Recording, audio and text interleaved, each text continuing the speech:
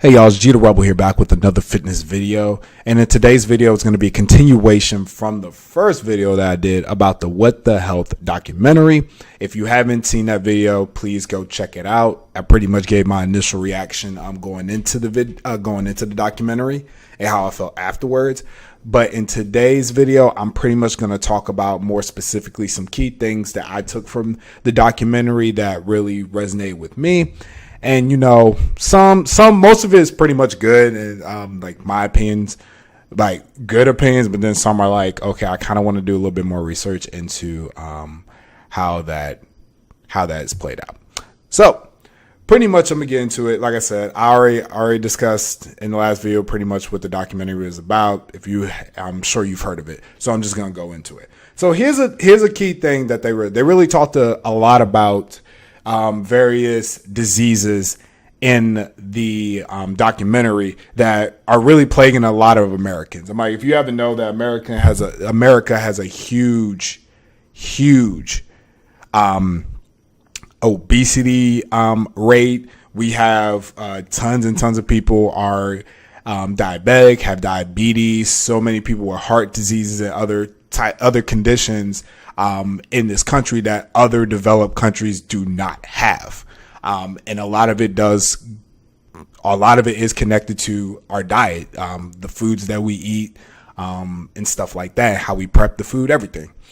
So there was actually some interesting things that I learned about that. See, I come from, pretty much, I would say both sides of my family are diabetic in a sense. I know that my grandmother, she had diabetes. My uncle had diabetes. And, you know, I know that's something that has run around my family. So I've always been wary about it. I never thought to myself that, because you know, my family has a history of having diabetes, that, oh my God, I'm going to get it.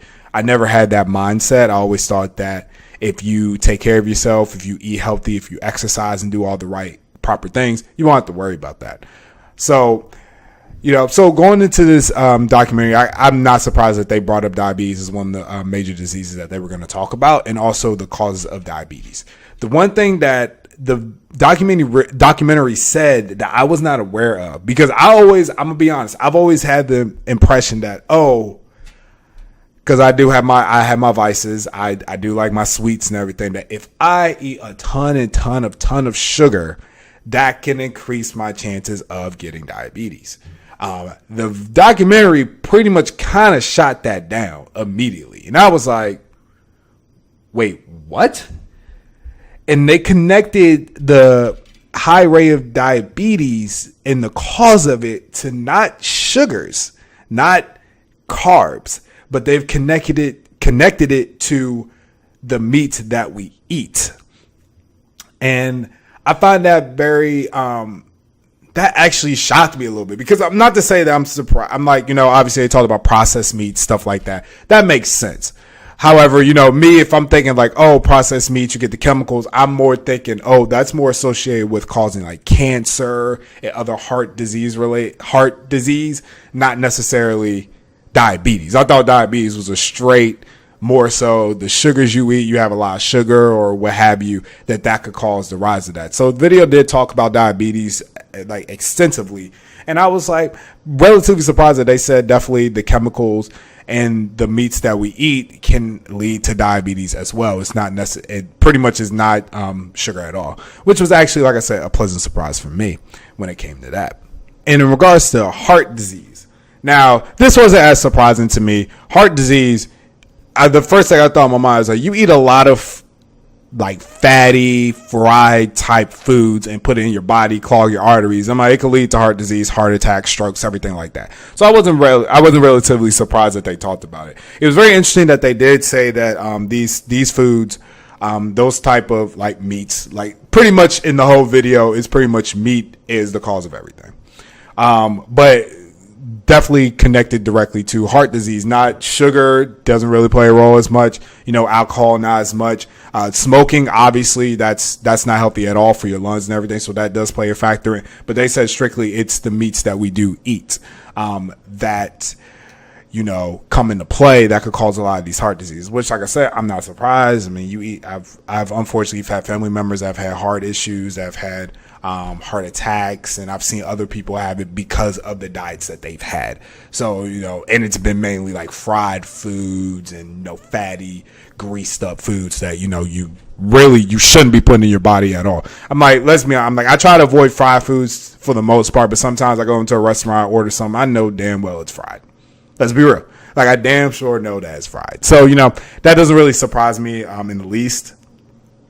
That is probably the biggest cause of heart disease, or the biggest, it could increase your chances of getting heart disease if you do ingest like a lot of meats, especially if they're not prepped well.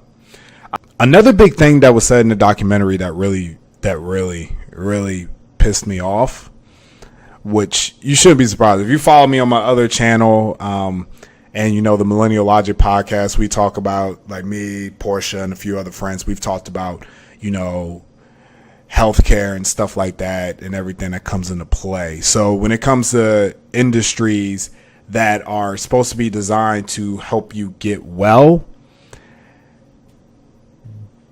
but also they have interests to keep themselves alive and going, obviously there's a conflict of interest. So pretty much Kip Anderson, one of the directors, and the guy that's starring in the film, going around talking with people, interviewing people about meat and how it plays a very bad role in our diets and causes diseases like this. He also reached out to a lot of major industries that are supposed to be doing things to help people out. Like he was reaching out to the American Diabetes Association, to the American Cancer Society, to Susan Go Komen when it comes to breast cancer, the American Heart Association, everything. Like, he was reaching out to the biggest players, the biggest groups in our country that is designed to help counter a lot of these diseases that our country is severely suffering from. And he did research, went to his website, and based off of interviews with physicians, medical doctors, nutritionists, in regards to the dangers of meat in the diet, he questioned how it could increase the chances of whether it's diabetes, heart disease, breast cancer. The fact that he saw like a lot of these proposed meals and ideas on these websites made him be like, what the hell? And by reaching out to them to try to get interviews, they were very much non-committal, which, was not surprising. These are major corporations that need to stay alive. They talked about the government. They talk about how the government has a really big play in the diet, especially if you look at, how the government puts out information about, diets and how we're supposed to eat properly. And a lot of it is very conflicting. And I'll give my personal opinion on this shit. I personally believe that this country, for the most part, aims to not find a cure for something, but to find something to kind of diminish the conditions, or diminish the effects of a disease, so that we're not dying, but we're not being healed. And that's something that I've always had an issue with when it comes to the pharmaceutical companies. Excuse me, I can't speak today. But when it comes to them, when it comes to, all these organizations, associations that Kip actually went to, it's like they pulled up and did the research and the sponsors that they have. And let's be honest, when you have big corporate sponsors, that's going to completely drive how you promote your stuff. Like, for real. So it's like, and a lot of these associations had conflicting sponsorships, like sponsorships from major processed like companies, and even like organizations like McDonald's and Domino's, where a lot of their foods are processed and they're not good for you. So the fact that you see these type of foods trying to be promoted in a healthy way, promoted on their website, and like Kip did reaching like, hold up, this completely contradicts you. You're trying to stop diabetes, but you have recommendations for foods that is going to, that promotes it. I think it was the American Diabetes Association's website that he went to, and they had like a recipe for bacon wrapped shrimp. I'm no dumbass. You watch it, you see that shit, you be like, what the fuck? Are you kidding me? Bacon. I'm like, look, for real, dog. Like, that's something that really irked me, because I've always thought that in this country we never do a good job at trying to find cures for anything. We just want to do stuff to make money, and especially when it comes to the health industry, it really bothers me, especially because we're supposed to be trying to keep people alive, and it looks like they are, but they're trying to make a profit. And when you put someone's life at stake for profit, I really don't like that, because I really believe that if we did put the necessary resources in and stop worrying about making money, we can actually find cures for diseases.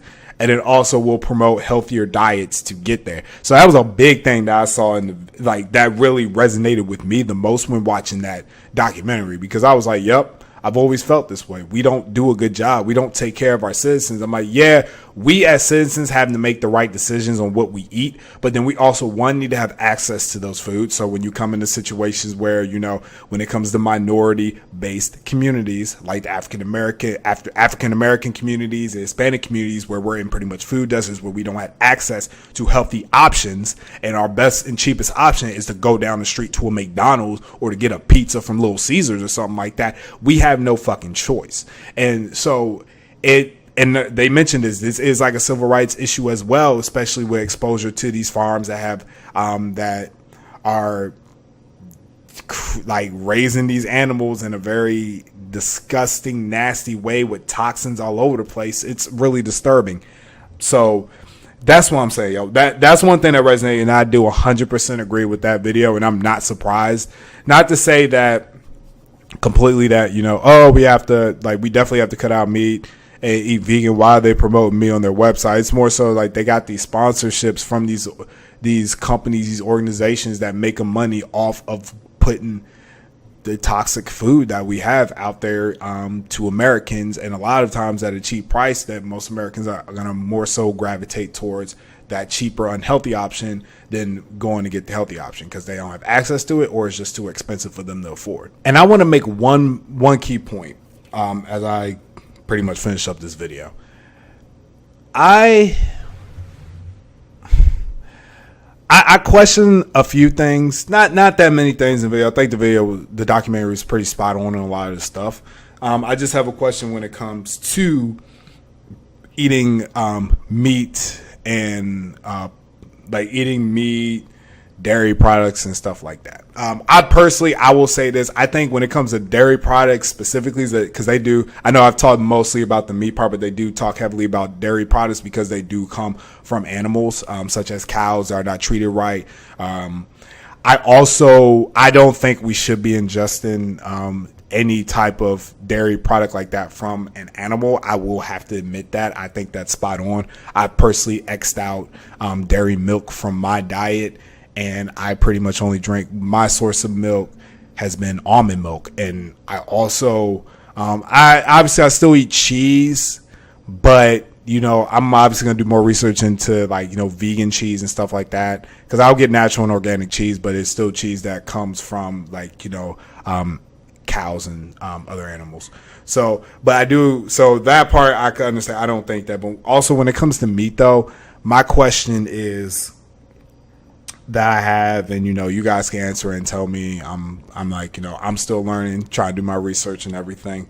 But when it comes to meat, is it purely just meat in general that's not healthy for us to ingest, or is it the way that we prep and treat the animals and the meat when we come in? Because in the documentary they did mention organic and natural meat, and they were saying in dairy products, and they say, there's really no difference between them, because they're still going to get the same exposure to toxins, chemicals, and other stuff like that, regardless of how the animals are raised, whether they're free ranged or they're caged up. So I can understand that. But I also know that a lot of foods that we get, we do jack it with these hormones, these sodium, this salt, and all that stuff that's disgusting that we shouldn't be putting in our bodies. But I was wondering, if there is a way to switch that up and actually do things properly, could meat be something that's not detrimental to our health? Because obviously it's been proven that meat does have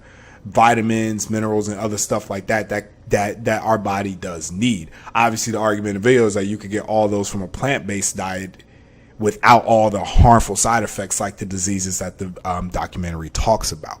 So but I just want to know if that's a thing, because for me personally, I eat meat. I don't eat it insanely a lot, but I don't want to necessarily give it up, but I am the type of person, I'm realistic. If it's killing me, I'm gonna have to scrap that. I'm gonna have to throw it to the side, or what have you, possibly. But I just want to know: is it any way that we could possibly treat the meat that we give, treat the animals, and how we do go about the process that could make it that could lower the risk that we have when ingesting these meat products. So yeah, that's my biggest thing. And I'll make the argument, well, can't toxins and other chemicals be on plants and fruits and stuff like that when we get them as well? Can you make the same argument? I know in the documentary they did talk about how, especially when it comes to like fish with mercury and other animals that could be getting toxins from the grass, like, chemicals could get in their body, it could manifest and it could turn into a thing, and then it's already in the meat. So once you get it, regardless of what you do to it, it's already there. But I know some people can make the argument like, and I'm just playing devil's advocate a little bit. It's like, can't that also be an issue as well? Yeah, who knows? But yeah, so that's my biggest. That would probably be my biggest question. Not more so of like I'm countering it. I'm just asking a question like, it's possible. If it's not, it's not. If it is, it is. But yeah, so those are the key things I took from the documentary. It was a lot of information. Knowing me, I'm probably going to sit down and watch it again. I'm also going to continue to do my research, because as a person that, as y'all already know, like me, getting my personal training certification, I also want to get certification in nutrition, and that's going to be a major thing, because if it is scientifically consistently proven that meat is not good for the human body or diet, I would need to know, because then I'd be a person be like, well, but you probably shouldn't eat this. So that was pretty much the key things I took from the documentary. It was, like I said, it's a very, very powerful documentary. I recommend watching it. And like I said before, I don't think it's as scary as a lot of people have made it out to be. I think it's probably more scary for those who probably was 100% not aware of a lot of stuff, which makes me hard. I find that hard to believe, because I'm like, we live in America. I'm like, this. You can't tell me that you can't tell me that you don't. You can't tell me you didn't know that some of the food you were eating, well, most of the food you were eating was bad for you. You cannot tell me that. I refuse to believe that.